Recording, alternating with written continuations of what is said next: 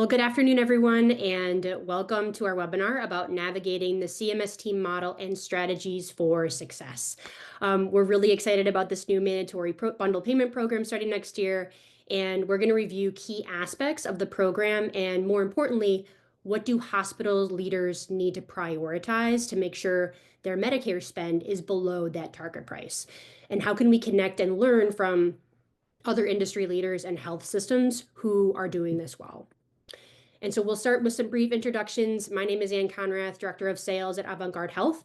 I've worked in value-based care, both on the clinical side and on the technology side for about the past 12 years, including working for a convener in BPCI program and facilitated orthopedic and cardiac bundle payment programs across the country.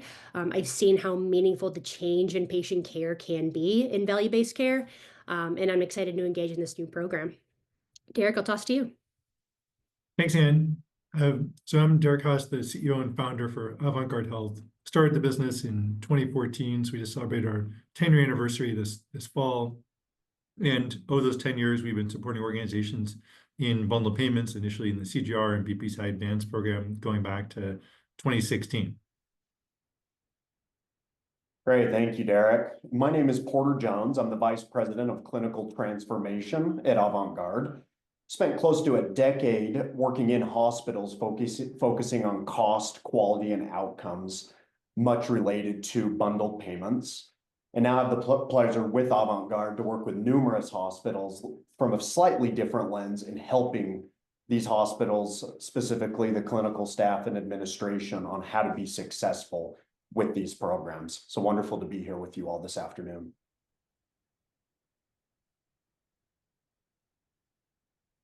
So just to share a little bit of background on Avant-garde Health, we're a mission-driven company. Our first and foremost goal is to be helping health systems, surgery centers, and physicians really understand all the different facets of their surgical and procedure-based care, looking at things from a care process perspective, cost, outcomes, both while the patient's inside the hospital as well as post-discharge, to help them understand all the different facets of their care delivery, with the ultimate aim of helping them understand where there are opportunities to deliver the care at the same or higher quality, but in a more financially optimal fashion. And the two influences behind the business are, like, most immediately, in early 2013, about 12 years ago, I started to work with Mike Porter and Bob Kaplan, co-leading their healthcare research at Harvard Business School, and saw very quickly there's a lot of interest and excitement people in the concepts. Was clear people needed software to help them take these ideas and be successful, implement in practice or institution. And secondly, my mother, my father, my brother, my sister, all physicians. So only non-doctor in my family. And I grew up hearing about all the different challenges and frustrations that they've been experiencing trying to deliver high quality care in an increasingly resource constrained environment. And so it's very personally meaningful to me what we do through Avant-garde Health.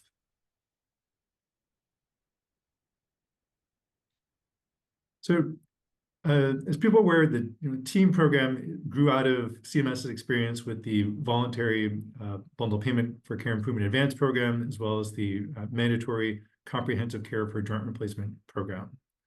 4 years ago in 2021, we co-authored a Harvard Business Review article with one of our clients in the BPCI Advanced program around Hollywood Presbyterian Medical Center, around how we were able to help them be incredibly successful in the program. We're happy to share that article with anybody who's interested afterwards. We've actually co-authored 12 Harvard Business Review articles in the last 10 years, as well as written articles in a range of other leading publications as well. But I mean, Hollywood was incredibly successful in the program. They were able to lower their episode spend to be 15% below the target prices set by CMS, which is quite remarkable in the context of CMS kept making it increasingly hard to be successful in that program. And to put that in the context for hospitals that are going to be in team, we have access to all the Medicare fee-for-service claims data for the whole country, and have able to share insights specific to each individual hospital. But like on a national average basis, the average hospital in the country that's going to be in team has a little over 330 episode, across the 5 different types of surgeries that will be in the team program. And collectively, those have about $12 million of episode spend. So I mean, if you're able to save 15% below the target price off $12 million, I mean, that's like about $1.8 million in potential annual earnings in the program. And Hollywood's quite proud of the fact that in addition to reducing the episode spend, they're able to do that while also significantly increasing and improving the quality of their care as well.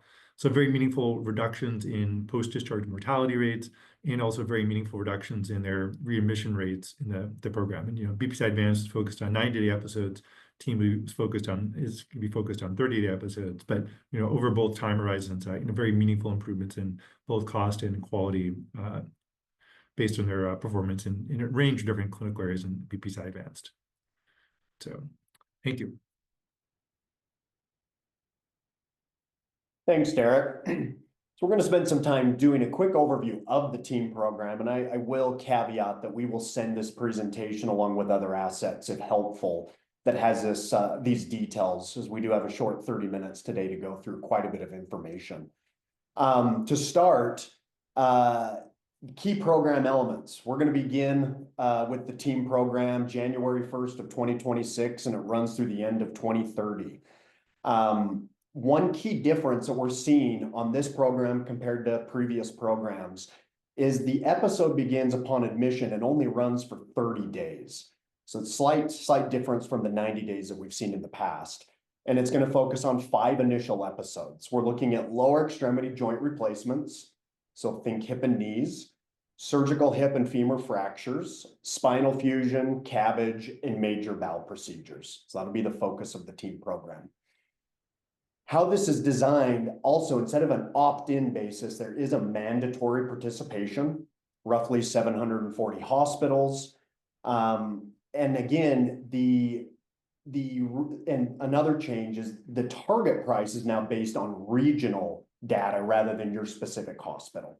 So there will be regional pockets where the data or the target price is set from. And then finally, the reconciliation will occur 6 months post the year, and you'll also receive a target price prior to the year beginning. The team has 3 participation tracks. Track 1 is an upside-only track. 10% upside is available to successful participants. Track 2 is a 10% upside and downside track. And track 3 is the full risk model, which gives a 20% upside and downside. We'll also be looking at quality measures that will be calculated as part of the reimbursement, and that includes readmission, patient safety, and for some of the procedures, we're going to be also looking at PROs. And finally, just to recap some of the key dates, launching in January 1st of 26, everyone is offered the opportunity to be part of the glide path in year 1, and we will go through that in some details on the next slide. So looking at the tracks, just briefly, track 1 and track 3 are the 2 tracks that we have availability to participate in as of year 1. Everyone has the option to be part of track 1, which again is the upside only track as of year 1, or you can opt into track 3 and already participate in the full risk model, which is a 20% upside and downside. As of year 2, some hospitals, if you're a safety net hospital, can continue in track 1, and that will roll all the way through year 3. And some have the option of moving into track 2, which, as you see listed here, safety net hospitals, rural hospitals, etc., which is the 5% upside and downside. Other than that, everyone else will be rolled into track 3 as of year 2, which is the full risk model. And so you have the option of getting your feet wet in track 1 on year 1. And if you are not part of the select hospitals that have options for track 1 and 2, you will then need to move into track 3 on the full risk model. And again, we'll send this information out. Happy to answer any questions also at the end of the presentation. Excellent. Thanks, Porter. And so since CMS has implemented bundled payment programs, we have over a decade of experience and learning under our belt, and we've learned a lot of lessons about where we want to put effort that's going to give the highest return in terms of eliminating wasteful spending and decreasing the most cost. So there's 5 areas that you want to focus on, and the first one I'm going to mention is care coordination. So you have to proactively case manage your patients. Case managers are some of the most important people in making a successful value-based care program, especially when it comes to managing patients who live alone, they don't have a lot of social support, they have food insecurity, low health literacy, and we're talking about Medicare patients here. So a lot of them still prefer a phone call or someone to call when something goes wrong instead of going to the ER. And TEAM is trying to make an effort here to align this program with existing ACO models, and it is a requirement to refer and connect patients to primary care at the point of discharge. The second, data analytics and benchmarking. Hospitals need very accurate cost accounting. Most hospitals struggle with this. This is a very challenging for a lot of hospitals, and you really need to understand what your inpatient and outpatient costs are to manage your risk. It needs to be down to the granular level and the case level detail of both claims and direct cost and quality data. TEAM is taking us to the next level with mandatory downside risk, and accurate cost data is table stakes to have a chance at being successful. And so you really need someone with experience in doing Medicare bundles because of all the rules, the risk adjustments, the forecasting. And with mandatory risk, this is a must-have to have pinpoint precision because there are real dollars to be made or lost in the program. Patient selection and risk stratification. So clinical teams will need to have a risk stratification methodology to make sure appropriate effort is given to patients who need it the most. You're going to have patients that are going to be high cost, and that's okay. They're in your baseline data. Those patients will always exist. Where hospitals have really taken their programs to the next level is optimizing patients for those elective surgeries. It makes a huge difference in terms of outcomes and cost, whether a patient can go home after surgery or whether they have to go to a skilled nursing facility. So having a pre-op protocol in place to help patients get their other comorbidities managed before a major elective surgery is going to be significant. Post-acute care optimization. Developing your PAC network is crucial because the variance in quality with skilled nursing facilities and home health agencies is significant. So you want to have your patients going to a 4 or 5-star facility. They're going to abide by your surgeon protocols, and they're going to communicate with your case management team. They're going to call you back when you're trying to coordinate care for your patients there. And then the final one there at the bottom, standardization of clinical protocols. So this is going to mostly have to do with pre-op and post-op care, less about the actual surgery. But in terms of an easy place to start is going to be those post-op protocols. What is the recommended PT cadence if a patient needs to be discharged to home health? How many times a week are they getting home therapy and for how long? In my experience, the post-op protocols are easier just to kind of begin to build momentum there and getting surgeon agreement and consensus. But ideally, you want to have both pre-op and post-op protocols, and that pre-op protocol is going to be those patient optimization protocols. And because bundled payments is one of our favorite topics, and our mission, as Derek has shared, as a company, is to support hospitals transition and succeed in value-based care, we are really excited to offer a CMS Team Program collaborative to ensure hospitals succeed both clinically and financially in this new healthcare market. So 2025 is our time to prepare for this program. Yes, it does take that long to avoid a high anxiety whirlwind of activity a few months before go live of January 2026. So the collaborative is going to run from April through December. It's going to cover all areas of bundled payments and the nuances of TEAM to make sure that your Medicare spend is going to be well below that target price. The collaborative is designed to provide incredible value in a couple of key categories. So we're going to be offering educational webinars about the logistics of TEAM, as well as bundled payment best practices from industry and health system experts. We'll be able to offer one-on-one operational strategy sessions to assess current clinical and financial status, what processes need to be put in place first, second, third. Do we need a bundled payment committee? How do we engage our surgeon leaders and our surgeon outliers?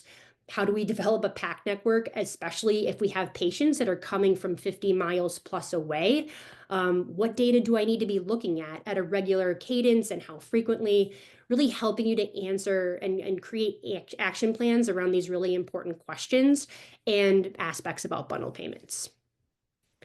And of course, in the spirit of working harder, not smart, working smarter, not harder, and helping hospitals get a running start and avoid creating everything from scratch, we want to create a space of shared learning because we're all in this together. There will be plenty of opportunities for peer learning within the collaborative, discussing what has been successful at similar sized hospitals and service lines.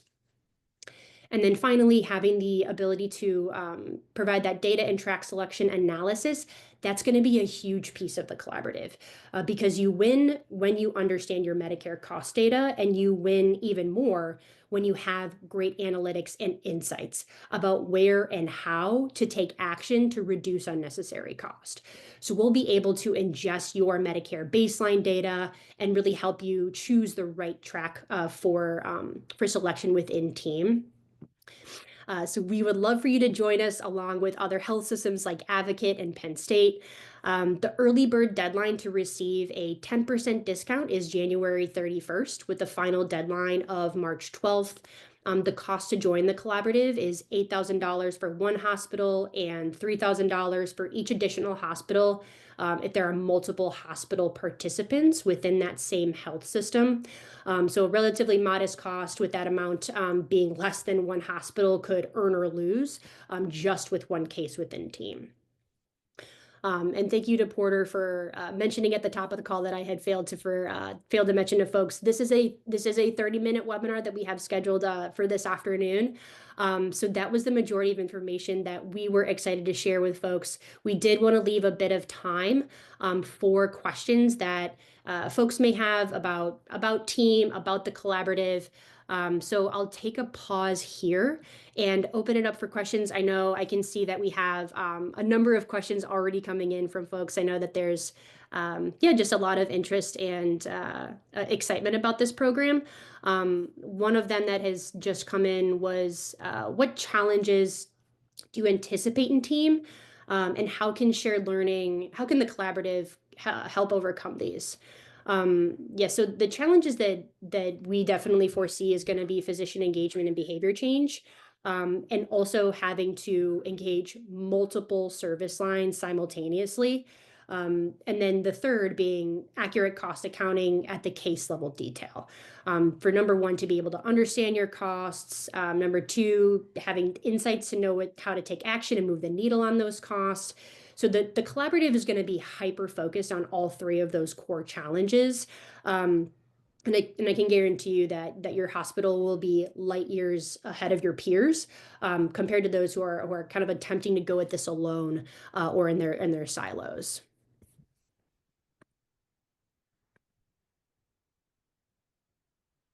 Another question here, does team models apply to inpatient and outpatient patients or just inpatient designated patients?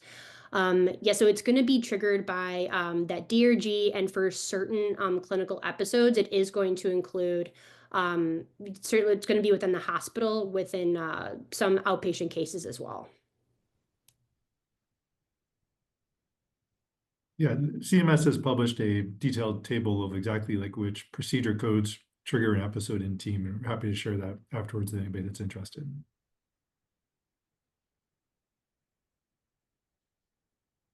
Excellent. Another question that's coming in here, what strategies have proven most successful in physician engagement in doing bundle payments? So a couple things that we'll share here just based on our experience. Data transparency early and often. Having physician leaders who are interested in the data, who understand the data, so that they can have those peer-to-peer conversations, which, as y'all know, can really carry the momentum in terms of trying to get things done or in terms of behavior change. Having a bundled payment committee and having a method for accountability to ensure everyone is following those protocols is another one that can be really helpful. And just building off what Ann's saying too, part of Hollywood's success earlier is, I mean, they did share some of the savings with the physicians, and having the physicians have a direct financial stake in the success of the program is also another big contributing factor. One other question is coming in: does each hospital have to perform all 5 episodes, or are we to select one? It's going to be dependent on your Medicare volume and your baseline data. So if you have over the threshold of the volume requirements, then you will be required to participate in that particular episode. So you do not get to choose. It is mandatory that you do participate in that clinical episode if you reach those volume thresholds in your baseline data. Great question. Another one that's come in here, will team only apply to traditional Medicare patients that have qualified DRG, or Medicare Advantage patients also? Great question. This is just for your red, white, and blue Medicare patients. Medicare Advantage patients are not included in the team model.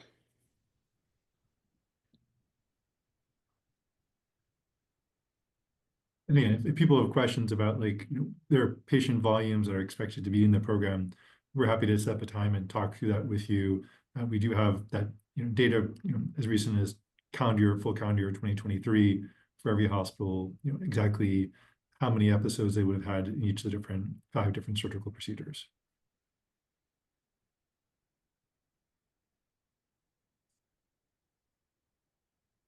Another question that came in was why do we have to have such early participation for team?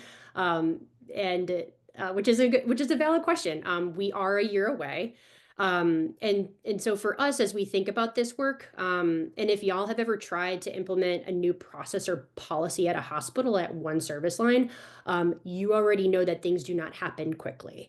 So the financial risk in this program is very real. Hospitals stand to lose millions of dollars, as Derek had highlighted at the top of the session here, each performance period.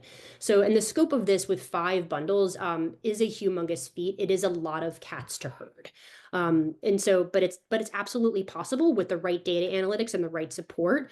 But in our, from our perspective, the work definitely starts now to really set the hospital up for success.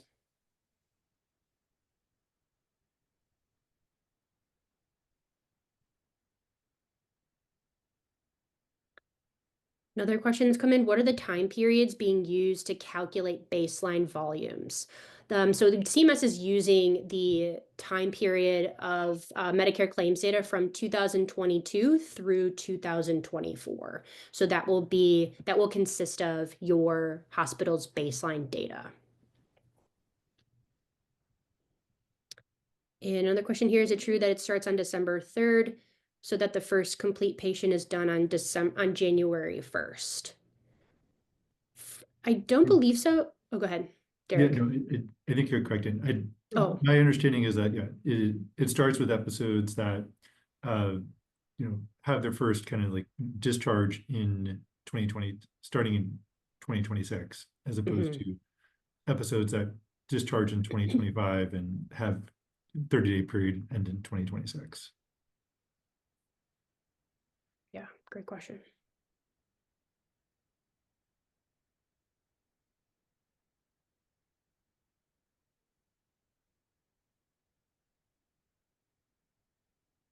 Other questions that folks may have. These are really, really great questions that are coming in from the team. Please enter them in the chat and we can address them live.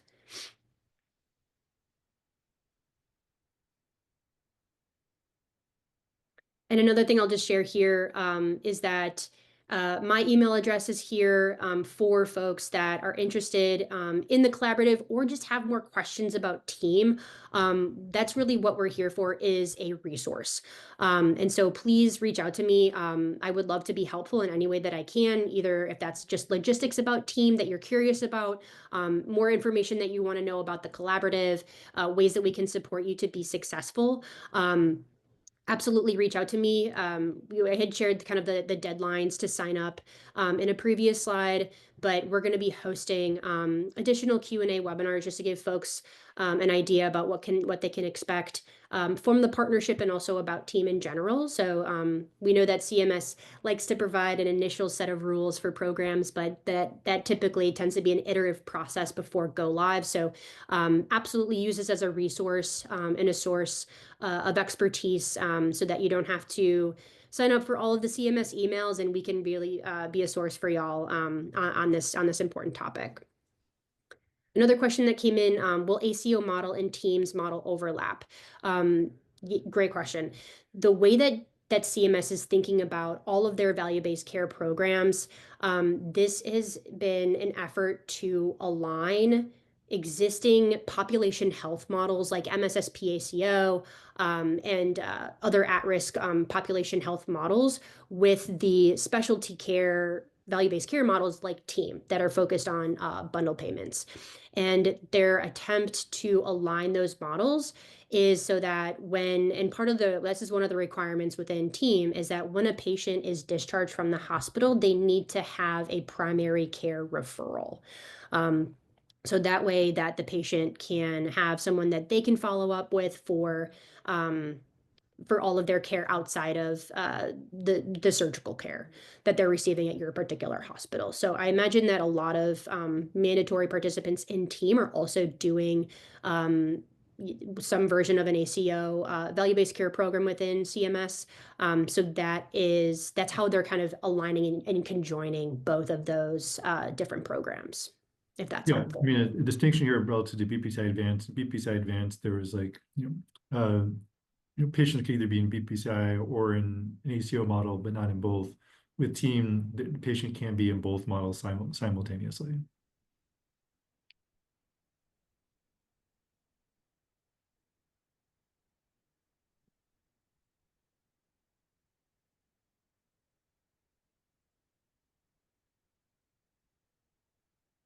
And yeah, I mean, we have a overview document of the TEAM program as well, a PDF that we're happy to share with people who do have more questions and just want to get up to speed more on the TEAM program as well.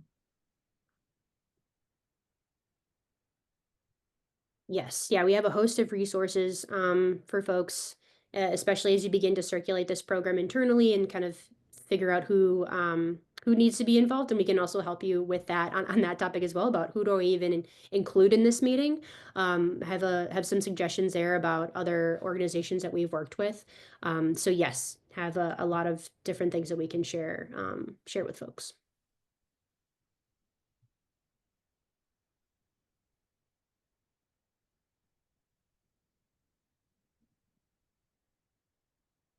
Okay.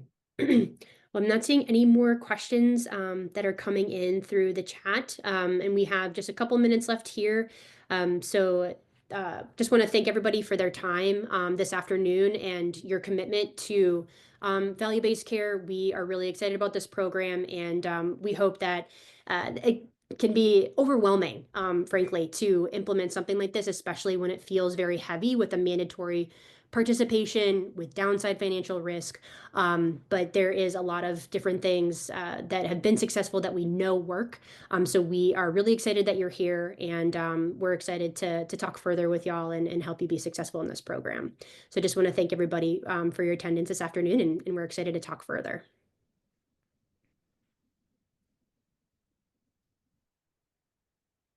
All right, y'all. Well, have a good afternoon, and we're looking forward to talking more. Thank you.